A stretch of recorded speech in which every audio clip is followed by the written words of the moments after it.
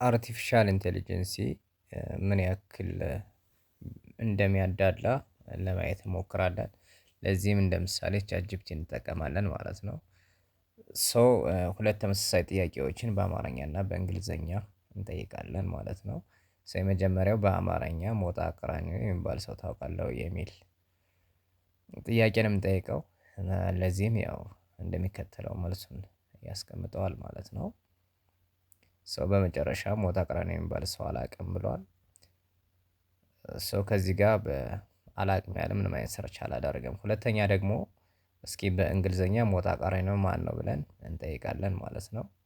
ሶ ለዚህ ደግሞ ሁ ኢዝ ሞጣ ቀራኒዮ እንዳልነው መልስ አስቀምጦልናል ማለት ነው። ሶ ከተለያዩ ዌቦች ስክራፕ አድርጎ በአጭሩ አስቀምጦልናል ማለት ነው።